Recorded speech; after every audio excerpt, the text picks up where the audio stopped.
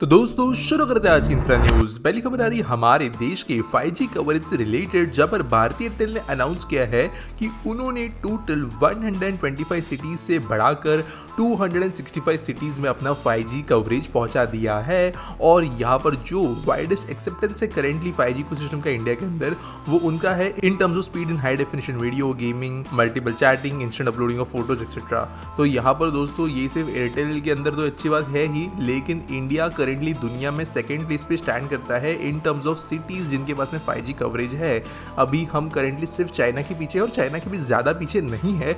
अगर इस तरीके का ग्रोथ अगले 6 महीने भी होता है तो हमें चाइना से भी ज़्यादा 5G कवरेज नजर आएगा, क्योंकि करेंटली चाइना में जो सिटीज़ के अंदर 5G कवरेज है वो ओवरऑल पूरे के पूरे नेशन में इक्वली नहीं है। मेजरली उनका जो ईस्टर्न भाग है जहाँ पर मेजर सिटीज़ है वहीं पर चाइना का कवरेज है, बाकी उन्होंने भी बहुत इग्नोर किया है अपने इंटीरियर एरियाज को। लेकिन इंडिया में ऐसा नहीं है। इंडिया के अंदर 5G coverage tier 2 tier 3 cities के अंदर भी ऑलरेडी पहुंच चुका है। तो जल्दी इंडिया में भी नंबर 1 बन सकता है in terms of 5G coverage cities, और इसी के अंदर एक मेजर ग्रोथ फिर से हमें नजर आई है। अगली दोस्तों जो खबर आ रही है वो है all India institute of medical sciences से, जहां पर दरभंगा के अंदर गवर्नमेंट जो बिहार की है उन्होंने 81.09 acres of land central government को ट्रांसफर कर दिया है एम्स दरभंगा बनाने के लिए, और आने वाले कुछ महीनों में एडिशनल लैंड मिलाकर 150 एकर्स ऑफ लैंड दे दिया जाएगा। तो दोस्तों ये एक काफ़ी समय से लॉन्ग टर्म में आप कह सकते हो न्यूज़ में रहा हुआ सब्जेक्ट है, जहाँ पर हुआ ये था कि ये लैंड ट्रांसफर करने के लिए कुछ डिस्प्यूट्स वगैरह चल रहे थे, जिसकी वजह से एम्स दरभंगा बन नहीं पा रहा था ठीक से।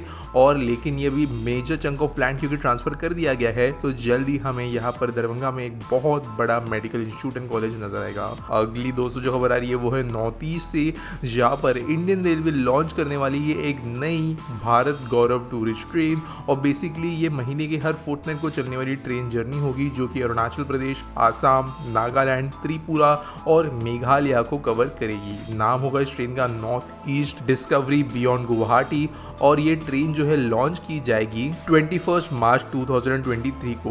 भारत गौरव ट्रेन अब तक जिन रूट्स के अंदर चलाए गए हैं वहाँ पे बहुत ज़्यादा सक्सेसफुल तो हुए ही है, और अच्छा खासा लोगों ने इनको सपोर्ट किया है। नेक्स्ट दोस्तों जो खबर आ रही है वो है वाधवन पोर्ट से रिलेटेड। तो आप जानते हो कि ये कंट्रोवर्सी में फंसा हुआ प्रोजेक्ट था, जो कि पिछले गवर्नमेंट ने स्टॉप कर दिया था बनाने से, लेकिन अभी फिर से बनाने के लिए क्लियरेंसेस मिले थे, अप्लाई किया गया था परमिशंस के लिए, और बेसिकली इसका डिज़ाइन चेंज कर दिया गया है, जिसके ऊपर हमें खबरें मिली है। तो करेंटली जो वाधवन का एरिया है वो काइंड ऑफ एक हॉरिजॉन्टल पेनिनसुला है, 3 साइड से पानी से घिरा हुआ, जहाँ पर डीप पानी है, जिसके लिए इसको सिलेक्ट किया गया था। लेकिन अभी जो नए प्लान है उसके हिसाब से ये जो आजू बाजू का एरिया है उसका ज़्यादा इस्तेमाल नहीं किया जाएगा शोर वाले, लेकिन समुद्र के अंदर अराउंड 2000 हेक्टेयर्स ऑफ लैंड का रेक्लेमेशन किया जा सकता है, यानी समुद्र के अंदर पूरा का पूरा नया आइलैंड बनाया जा सकता है ये पोर्ट बनाने के लिए।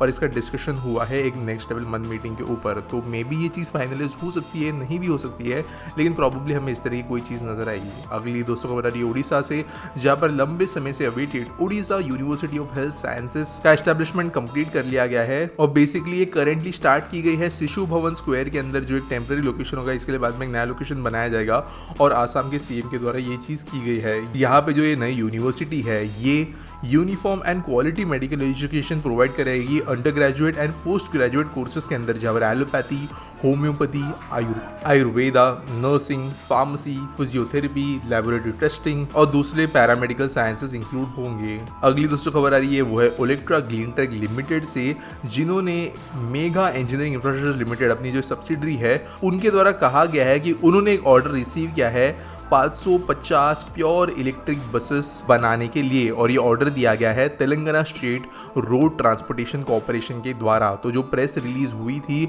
वहाँ पर ये बात कही गई, और बेसिकली एक नए बड़े लेवल के clean green public transportation initiative को देखते हुए ये डिसाइड किया गया है। यहाँ पे 50 जो है वो स्टैंडर्ड फ्लोर बसेस होगी 12 मीटर वाली, और जो 500 बसेस होंगी वो लो फ्लोर 12 मीटर लंबी इंट्रा सिटी बसेस होंगी, यानी ज़्यादातर जो ये बसेस है वो सिटीज़ के अंदर ही चलाई जाएगी। और तेलंगाना जो है ग्रीन बसेस को यूज करने में काफी आगे बढ़ रहा है। आज के आस्क पीटी सॉल्व के बारे में बात करें तो जयेश नॉलेज पूछते हैं how many time after Indore gate name of mega city. तो बेसिकली इंदौर मेगा सिटी कब बनेगा ये पूछा जा रहा है। तो देखो यार, ऐसे ना कोई एकदम रिटर्न फॉर्मूला नहीं है कि कब मेगा सिटी बनती है, लेकिन पूरे दुनिया के अंदर कंसेंसस ऐसा है कि कोई सिटी अगर 10 मिलियन का पॉपुलेशन क्रॉस कर लेती है तो उसे मेगा सिटी कहा जाता है। करेंटली इंदौर 2 से 3 मिलियन के पॉपुलेशन के बीच में है, यानी 4 से 5 गुना जब इंदौर की पॉपुलेशन बनेगी तो उसे एज मेगा सिटी बोला जा सकता है, लेकिन मेगा सिटी हमेशा सिर्फ और सिर्फ पॉपुलेशन के जरिए नहीं बनती, उसका इकोनॉमिक आउटपुट हो गया, उसकी ग्लोबल इंपॉर्टेंस हो गई, वो दुनिया भर के अंदर डिप्लोमेटिकली हो गया, किसी स्ट्रैटेजिक पोजीशन के हिसाब से हो गया, इन अलग अलग चीज़ों के हिसाब से वो कहाँ स्टैंड कर रही है, ये कई चीज़ें मैटर कर रही है। तो कोई मेगा सिटी अगर इंदौर बन भी जाता है